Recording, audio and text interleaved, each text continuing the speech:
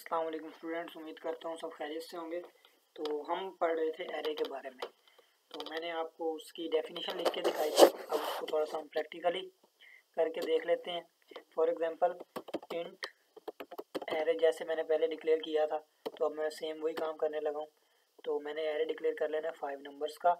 ये 5 नंबर्स कौन से हैं? किसी क्लास में एक स्टूडेंट के मार्क्स हैं आउट ऑफ 50, किसी के 25 हैं, किसी के 34 हैं, किसी के 45 हैं, किसी के 37 या 38 हैं, या किसी के 40 हैं। इसी तरह ये 5 नंबर हमारे पास पूरे हो गए। ठीक है, तो यहाँ पे अगर मैंने फॉर एग्जांपल 0 1 2 3 मैंने 40 नंबर प्रिंट करवाना है, तो मैं क्या करूँगा? Print F. ठीक है, सेम वही प्रिंट एफ लगाएंगे और यहाँ पे मैं लिखूँगा लास्ट स्टूडेंट मार्क्स। यानी एक क्लास में है एक 5 students, marks is last student marks is, यहाँ पे परसेंटेज डी। ठीक है, और कॉमा लगा के ए, और यहाँ पे मैं उसकी पोजीशन दे दूंगा, वो है 4 पोजीशन पे, क्योंकि मैंने आपको पहले बताया था कि एरे की पोजीशनिंग कहाँ से स्टार्ट होती है, इंडेक्सिंग कहाँ से स्टार्ट होती है? 0 से। इसलिए 0 1 2 3 और 4। 40 कहाँ पे पड़ा हुआ है? 4 पोजीशन पे, तो इंडेक्सिंग 4 पे पड़ा हुआ है, तो इसको हम 4 पे ऐसे लिख देंगे। और जब मैं इसको सेव करता हूँ, यहाँ पे मैं कह देता हूँ कि एरे एरे कह देता हूँ, एरे प्रैक्टिस। ठीक है, और उसके बाद सी की सोर्स फाइल, और यहाँ पे मैं इसको सेव कर देता हूँ। अब मैं इसको F9 से कंपाइल करके देखता हूँ कि इसमें किसी किस्म का एरर तो नहीं है। तो यहाँ पे क्या एरर आ रहा है देख लेते हैं। प्रिंट एफ, यहाँ पे ये देखें एरे को हमने डिक्लेयर किया, तो यहाँ पे सेमीकोलन लगाना है, स्टेटमेंट टर्मिनेटर लाजमी है। मैं दोबारा इसको सेव करके F9 प्रेस करता हूँ। अब ये बिल्कुल फ्री एरर फ्री है, तो हम इसको जाके फाइल्स में से अब इसको रन करके देखेंगे, एग्जीक्यूट करेंगे। तो ये मेरा फोल्डर है, इसमें मैंने एरे प्रैक्टिस को ओपन कर लेना है। देखें लास्ट स्टूडेंट मार्क्स इज 40, ये आपको शो हो रहा होगा, लास्ट स्टूडेंट मार्क्स इज 40। इसका क्या मतलब है कि यहाँ पे हमने उसकी पोजीशन कर दी। अब मैं यहाँ पे से कंपाइलर में से वैल्यू चेंज करता हूँ, दोबारा इस प्रोग्राम को कंपाइल करके रन करके देखेंगे। तो यहाँ पे आता हूँ, मैं डेव C++ में इसकी वैल्यू में कर देता हूँ एरे इंटू 2। ठीक है, अब मैं इसको दोबारा रन करके देखता हूँ, तो ये मेरे पास पड़ा हुआ फाइल, मैं इसको देखेंगे। अब ये मुझे कौन सी वैल्यू दे रहा है?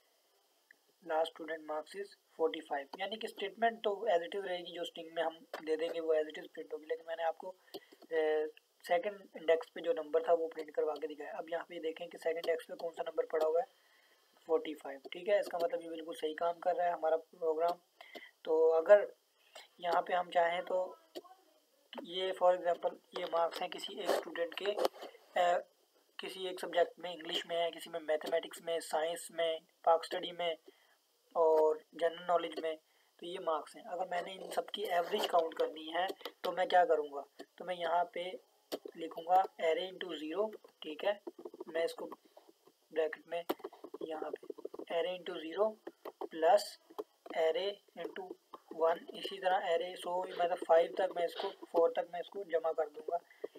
तो array into 0 plus array into 1 plus array into 2 plus array into 3 plus array into 4। तो यहाँ पे मैं इसके नंबर चेंज कर दूँगा। ठीक है, एरे इंटू 3, एरे इंटू 2 और ये 1। अब मैंने इंडेक्स, हमने एवरेज फाइंड करनी है। एवरेज का फार्मूला होता है टोटल वैल्यूज़ को डिवाइड कर देना नंबर ऑफ़ वैल्यूज़ पे। टोटल वैल्यूज़ को हमने सम किया, सम ऑफ़ वैल्यूज़, और divide by number of values. अब नंबर ऑफ़ वैल्यूज़ कितने हैं? 5 नंबर है, मतलब कि 1 2 3 4 5 नंबर हैं हमारे पास, तो हम 5 से डिवाइड कर देंगे और स्टेटमेंट में लिख देंगे average of marks, average of marks is, average of marks is percentage D. ठीक है, यहाँ पे ये देखें ये काम होगा एरे में। तो मैं इसको दोबारा F9 से कंपाइल करता हूँ, तो यहाँ से जाके मैं आपको इसको एग्जीक्यूट करके दिखाता हूँ।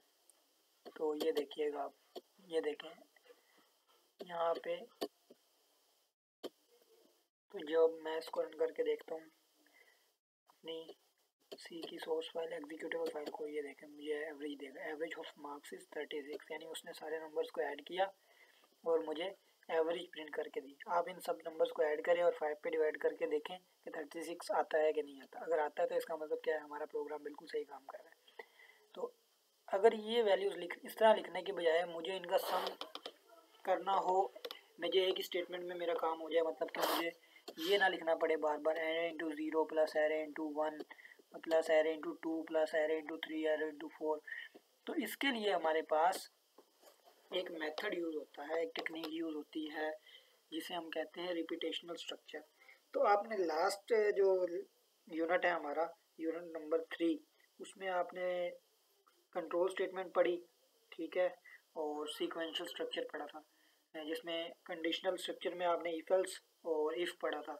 तो इफ़ और इफ एल्स जो हैं वो डिसीजन मेकिंग करते हैं कि नेक्स्ट स्टेटमेंट ने एग्जीक्यूट होना है या नहीं होना। लेकिन अगर क्या हो कि हमने मल्टीपल स्टेटमेंट्स को या एक स्टेटमेंट को रिपीट करना है, तो उसके लिए हमें क्या क्या करना पड़ेगा। उसके लिए हमारे पास यहाँ पे सी लैंग्वेज में या किसी भी प्रोग्रामिंग लैंग्वेज में एक टेक्निक यूज़ होती है जिसे हम कहते हैं लूप, ठीक है। लूप जो होती है वो रिपीटेशनल स्ट्रक्चर ही कहलाती है। अगर मैं कहूँ कि आपको रिपीटेशनल स्ट्रक्चर क्या है, तो आप कह सकते हैं कि रिपीटेशनल स्ट्रक्चर जो है वो लूप है, ठीक है।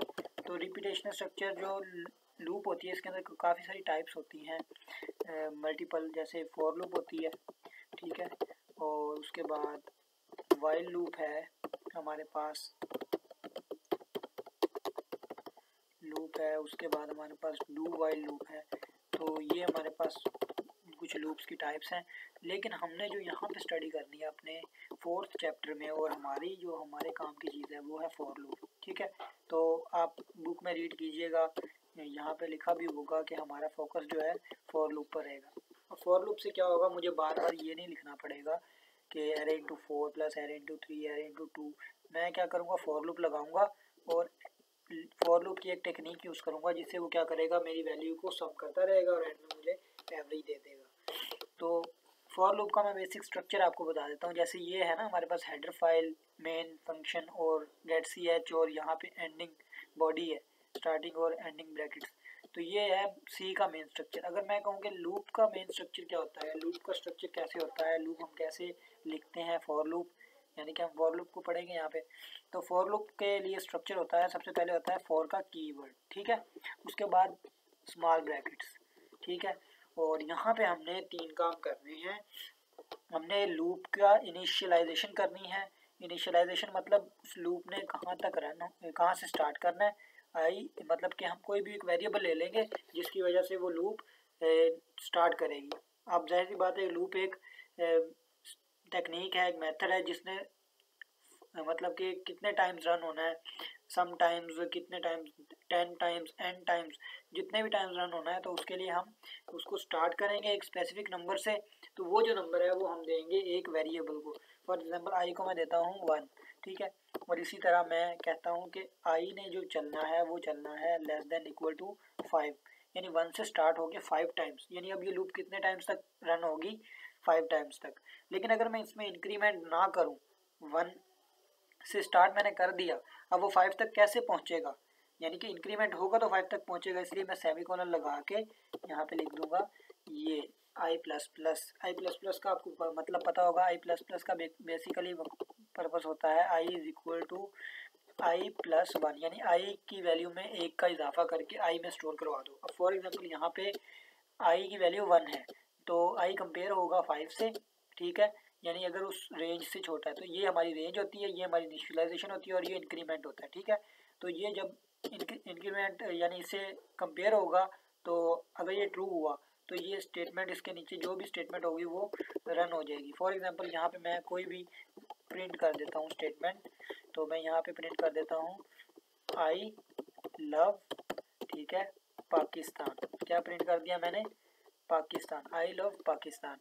तो ये जो स्टेटमेंट है, अगर मैं आपको कहूँ कि आपने बाय हैंड लिखनी है मल्टीपल टाइम्स, तो आप क्या करोगे, आप इसको I love Pakistan, I love Pakistan, I love Pakistan.